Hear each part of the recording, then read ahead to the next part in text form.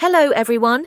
Jimmy Lee Swaggart, a prominent figure in televangelism, is known for his charismatic presence and the massive following he garnered in the 1960s.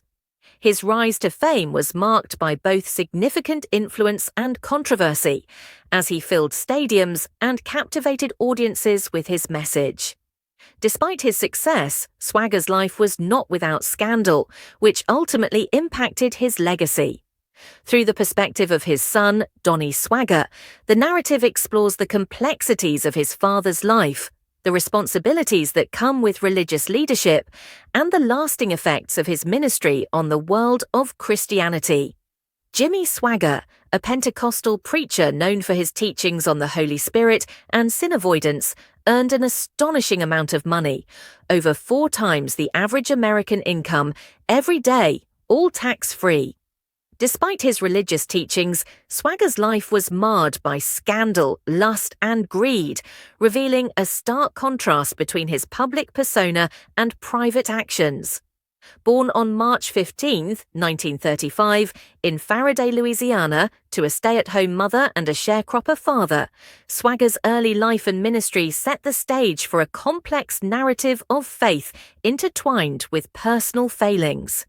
Jerry Lee Lewis, a pioneer of rock and roll, was closely related to Jimmy Swaggart, as they were first cousins and spent much of their childhood together. Lewis's tumultuous personal life included multiple marriages, starting with his first at age 16, which ended after a year. He faced further complications with subsequent marriages, often marrying before finalizing previous divorces. His third marriage, to his first cousin, sparked a scandal that nearly derailed his career, leading to cancelled tours and a significant drop in income. However, in the 1960s, Lewis found a resurgence in country music, which helped revive his career.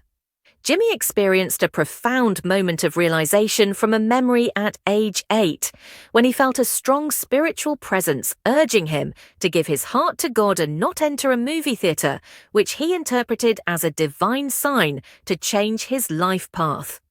Despite initially ignoring this calling and proceeding to buy a ticket, a jammed machine served as a further indication to leave. Years later, after marrying his teenage girlfriend and finishing high school, he finally embraced his spiritual calling in October 1952, although he was determined to establish his own church rather than join an existing ministry. The Council of the Assemblies of God oversees all Assemblies of God churches, which, as of 2022, included 13,000 churches and 2.9 million members in the United States. Founded in 1914, the organization gained significant recognition within the Christian community, leading to a rapid expansion of Jimmy's ministry. With newfound financial resources, he established the Family Worship Center in Baton Rouge and hosted a successful radio show supported by a congregation that provided tax-free tithes.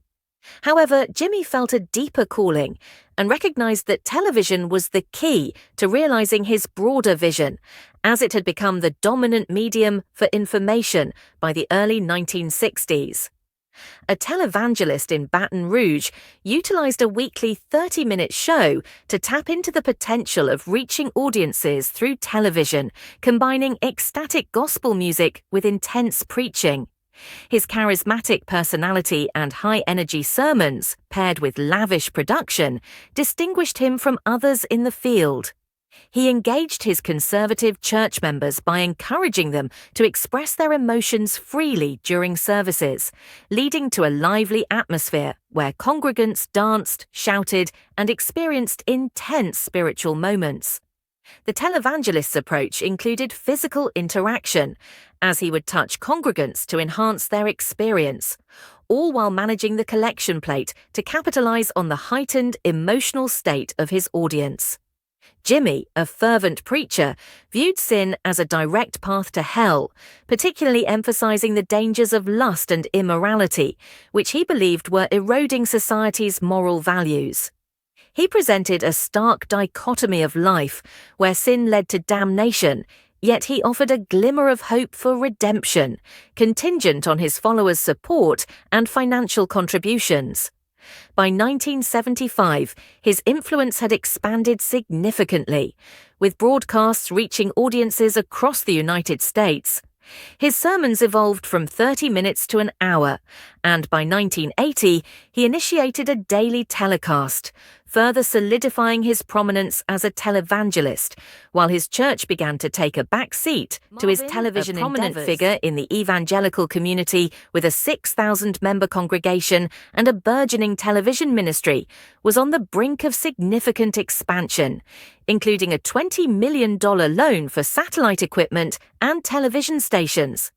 However, his rising popularity posed a threat to Jimmy, who invited Marvin to his mansion under the pretense of mentorship, but instead confronted him with allegations of moral failings, including accusations of affairs with church members. This tension highlighted the competitive nature of their ministries, as Jimmy viewed Marvin's success as a challenge to his own standing within the evangelical denomination. Ultimately, Marvin's acknowledgement of his situation underscored the complexities and rivalries within their religious landscape. After facing bankruptcy due to a failed loan, Marvin and his spouse found themselves in a dire financial situation, owing $3.5 million. This event marked the beginning of a series of aggressive actions taken by Jimmy to eliminate perceived competitors, each move becoming increasingly damaging. Meanwhile, Frances transformed from a traditional housewife into a powerful figure within their ministry, controlling the narrative and managing public relations meticulously. She was deeply protective of Jimmy, allegedly aiding him in spreading false information and defamatory statements about their rivals. In an interview, she expressed her belief in her husband's prophetic abilities, while Jimmy dismissed Marvin's lawsuit as a desperate measure to cling to relevance. In a heartfelt confession delivered from the pulpit in Baton Rouge, Louisiana, a preacher known as the Crying Preacher sought forgiveness from a large audience of pastors, evangelists, and missionaries, expressing feelings of disgrace and embarrassment. Despite the emotional weight of his words, he did not specify the nature of his sins, which left a significant gap in his plea.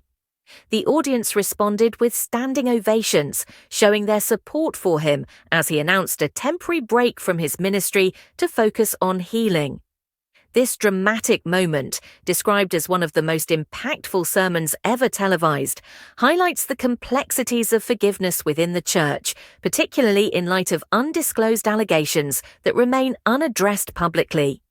The incident raises questions about the church's selective approach to forgiveness and accountability. The ministry highlights the support that Democrats receive from black churches, emphasizing the need for this support due to the Democrats' opposition to agendas aligned with biblical principles. The speaker references the historical role of Christian preachers as vocal opponents of slavery in the 1960s.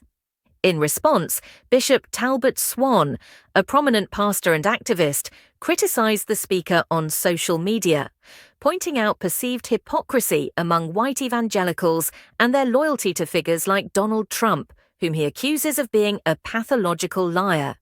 Swan argues that while white evangelicals claim to uphold biblical values, their actions suggest otherwise. Talbot argues that the evangelical church exhibits a selective morality, condemning certain sins like abortion and homosexuality, while simultaneously endorsing mass violence, exploitation, and white supremacy. This behavior highlights a profound hypocrisy, suggesting that their true allegiance lies with power and racial dominance, rather than the gospel they profess. Following Donald Trump's election victory, the impact of differing opinions during the election on the Christian community remains uncertain. The text also reflects on Jimmy Swaggart's legacy, noting that despite his impressive dynasty, his downfall was due to sin, lust, and greed. While his son admires him, there is hope that he will not repeat his father's mistakes. The narrative invites readers to share their thoughts on Swaggart's story. Thanks for watching.